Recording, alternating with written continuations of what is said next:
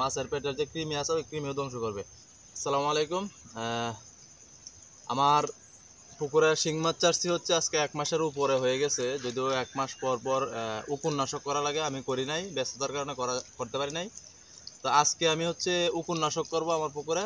উকুননাশকটা মূলত প্রতি 1 মাস পর পর করতে হয়। তো উকুননাশক করার জন্য আমি নিছি হচ্ছে স্কোয়ারের অ্যাক্টোনিল ব্যাট।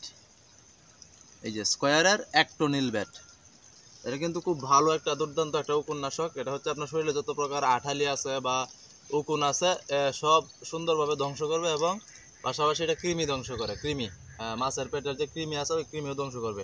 আবার এটা কিন্তু একটা জীবাণুনাশকের মতো কাজ করে। তো এটা ব্যবহার করার নিয়ম হচ্ছে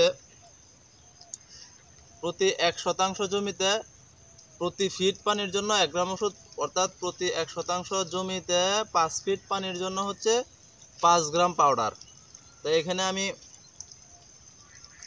একটা প্যাকেট নিছি, একটা প্যাকেটের মধ্যে একটা বাক্সের মধ্যে 5 গ্রাম 5টা প্যাকেট আছে। এই যে 5টা প্যাকেট।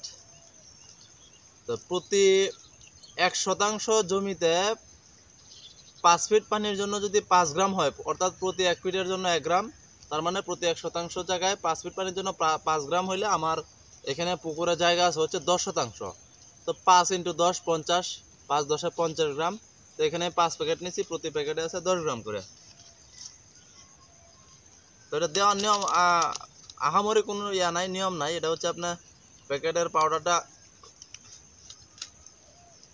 জাস্ট পানির সাথে ভালো করে গুলায়া মিশায়া ব্যবহার করতে হয়, তাছাড়া আর কিছুই না।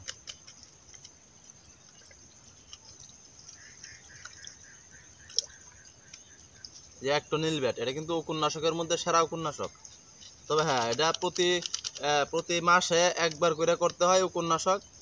তা প্রতিবারই কিন্তু এই অ্যাক্টোনিল ব্যাট ভালো দেখে অ্যাক্টোনিল ব্যাট করলে কাজ হবে না, কারণ প্রতিবারই যদি একই গ্রুপের ওষুধ ব্যবহার করা হয় তাহলে আপনার ওই ওষুধের মান কমে যাবে, ওই ওষুধ আর কাজ করে না।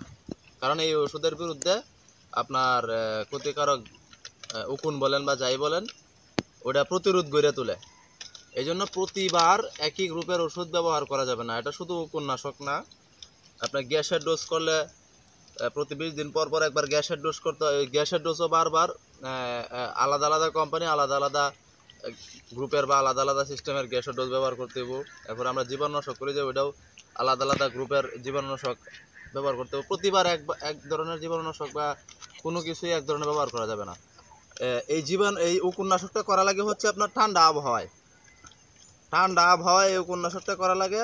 তো অনেকেই পরামর্শ দেয় বা অনেকেই হচ্ছে বিকেল বেলা করে এই জিনিসটা, ঠান্ডা আবহাওয়া যেহেতু তো বিকেলে করি। বিকেলে করলে যেটা হয়, রাত্রে কিন্তু এমনি অক্সিজেনের ঘাটতি হয় বা অক্সিজেন কম পড়ে। তো এটা দেওয়ার পরে কিন্তু অক্সিজেনের একটু সমস্যা হয়, যার কারণে বিকেলে দিলে রাত্রে অক্সিজেনের ঘাটতি হইতে পারে। অক্সিজেন ফেল করলে মাছের সমস্যা হইতে পারে। অক্সিজেনের ঘাটতি হবেই বা অক্সিজেন করবেই, বিষয়টা এরকম না, নাও করতে পারে, কিন্তু এটা রিস্ক থেকে যায়। এই জন্য এটা করতে হবে সকালবেলা, সকালের ঠান্ডা আবহাওয়া। যেমন এখন 7টা বাজে, সূর্য মাত্র উঠতেছে। তো এখন আমি সকালের ঠান্ডা আবহাওয়ার মধ্যে এটা করে দিতেছি। এতে করে কি হবে, আমার অক্সিজেনের যে ঘাটতিটা হবে বা অক্সিজেনের যদি কোনো সমস্যা হয়েও থাকে, সারাদিনের রোদ্রে এটা আবার ঠিক হয়ে যাবে। আবার রোদ্রের তাপে ওষুধটা পরবর্তীতে ভালো কাজ করবে। এই জন্য এটা সকালের ঠান্ডা আবহাওয়ায় করবেন, বিকালের না। কারণ বিকালে করতে গেলে একটু রিস্ক থাকেই যায়। অনেকেই বিকেলে করার পরামর্শ দেয়, বিকেলে করলে করা যাবে, সমস্যা নাই, কিন্তু একটু রিস্ক থাকে। তো রিস্কে যাওয়ার কোনো প্রশ্নই আসে না, দরকার নাই। কারণ এখানে লক্ষ লক্ষ টাকার খেলা মেলা।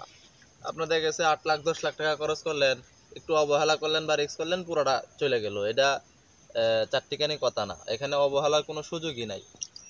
আর এই জন্যই আপনার করে নেবেন, সকালেই করতে হবে, সকালবেলা। সকালে ঠান্ডা আবহাওয়া করে দিবেন, অক্সিজেনের ঘাটতি হলে সারাদিনের রোদ্রে ওটা ঠিক হয়ে যাবে ইনশাল্লাহ। পানি নেবেন হচ্ছে আপনার পুকুরের আয়তন অনুযায়ী। আপনার যেমন আমার পুকুর ছোট, 10% পুকুর, এখানে আমার 1 বালতি পানি দেওয়া হয়ে যায়। তা আপনার যদি বড় পুকুর হয়, বেশি পানি লাগে, তো ওই অনুযায়ী পানি নেবেন। আর যদি ছোট পুকুর হয়, এর থেকে কম নিলে চলে, কম নেবেন। এটা কোনো নাই, ধরা বান্ধা কোনো নিয়ম নাই যে এতটুকু নিতে হবে। শর্ত হচ্ছে আপনার পুরা পুকুরটা ছড়ায় ছিটিয়ে দিবেন যতটুকু দরকার। এভাবে মিক্স করার পর একটা বাটি দিয়া আপনি সম্পূর্ণ পুকুরে ছিটিয়ে দিবেন। বিসমিল্লাহ।